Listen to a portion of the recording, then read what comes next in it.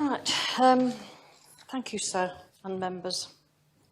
May I first thank the Minister and his officers for all the hard work in preparing this proposition for debate, and the Chief Minister for enabling members to exercise their free vote on such a sensitive issue.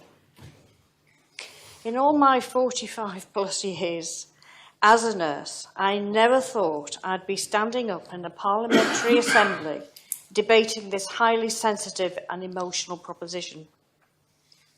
Assisted dying, or in my view, assisted suicide and euthanasia, it just goes against my professional code of practice and belief system. Yes, as health professionals, we have assisted patients nearing the end stage of their life's journey via palliative care and interventions with dignity and compassion. And just to answer the Deputy Scott, is that when you're using medication, sir, you actually, if you maintain that pain care, you can keep them pain-free. Don't let them spike, because that's when you have to use more. So you have to go good pain management with appropriate drugs. I hope that helps the Deputy. May I say, sir, for me personally, it has been a privilege to be part of a patient's end-of-life journey by ensuring the patients in my care had a peaceful, serene, pain and anxiety-free to the best of our ability, passing with appropriate medication, nursing care and compassion. What this debate is about is the dispensing, delivering and administering a concoction that one knows is highly poisonous and kill the patient. It really worries me greatly. I wish to share with members that early on in my health career, I attended St Christopher's Hospice that was set up by Dame Cecily Saunders, who sadly died in July 2005 of breast cancer.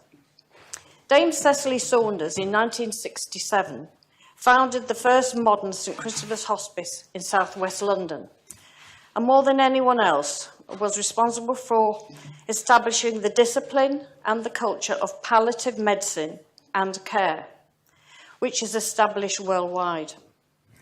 She introduced effective pain management and insisted that dying people needed dignity, compassion and respect, as well as rigorous scientific methodology and testing of treatments.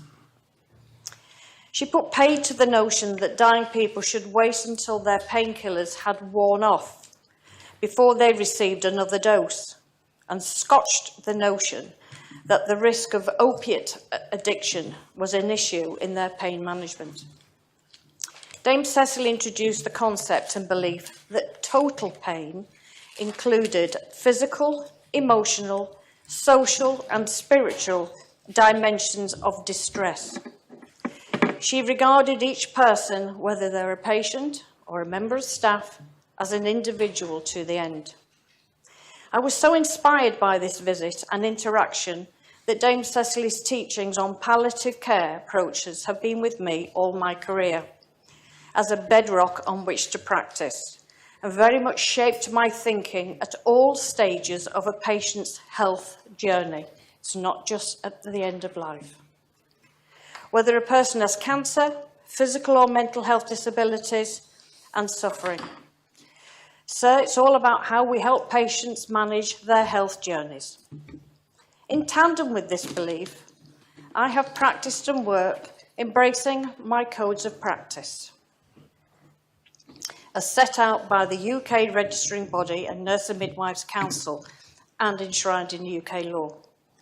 That's prioritise people, practice effectively, preserve safety and promote professionalism and trust. Sir, I can't support this proposition as set out, as I believe this is wrongly titled. In my view, it should be titled Assisted Suicide and Euthanasia.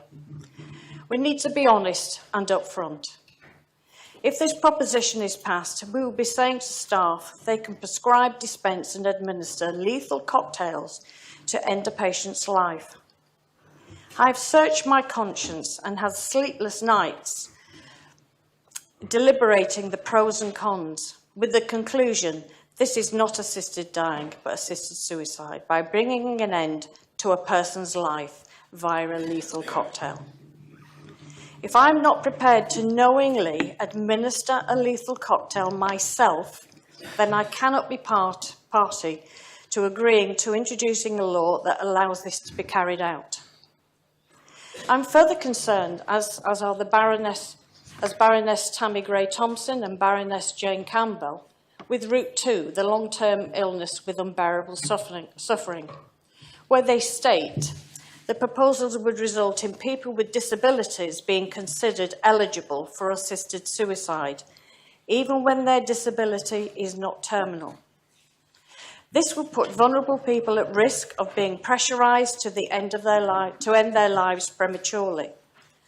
This has been happening in other jurisdictions, for example, Canada, where patients receive coercive suggestions when they enter the hospital, and that they should consider, it's called MAID, because of the high cost of ongoing hospital care. The Baronesses expressed their awareness and grave concerns regarding safeguards of the proposed assisted dying law, which will not only have effects here in Jersey, but could influence what happens in the UK, especially relating to people with disabilities going forward. So we should be investing our focus and priorities on the living by way of health system policies that integrate palliative care services into the structure and financing of healthcare systems at all levels of care.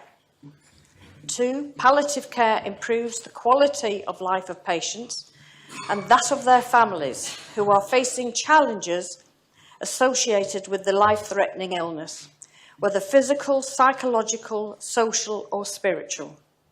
The quality of life of caregivers improves as well. 3, policies for strengthening and expanding human resources, including training of existing health professionals, embedding palliative care into the core curricula of all new health professionals, as well as educating volunteers and the public. 4, a medicines policy, which ensures the availability of essential medicines for managing symptoms, in particular the opioid analgesics, for relief of pain and respiratory distress. Palliative care is explicitly recognised under the World Health Organization Human Right to Health. It should be provided through person-centred and integrated health services that pay special attention to the specific needs and preferences of individuals. For me, sir, this proposition raises more questions that I cannot see the answers to at this time, some of which have actually just been discussed, sir, but if I may go through those questions in my speech. 1, the quandary that this proposition is passed. If this proposition is passed, it'll be okay for a person to provide and or give oral or injectable poisonous solutions to end a person's life. But if a person commits or is supported in the act of suicide, especially the younger age group of our society, this is seen, or in some cases managed quite differently. How can this be right? I don't have the answer to that. 2, health professionals are registered with their UK registering bodies in a country where the law does not allow assistance in ending a person's life. But if the law is passed in Jersey, the health professional must comply with the UK registration to practice in Jersey. I find it difficult to square the circle, sir. The registering bodies allude to it falls under the law of the land. But Jersey is a crown dependency of the UK. So where does a health professional really stand? In the UK or in Jersey?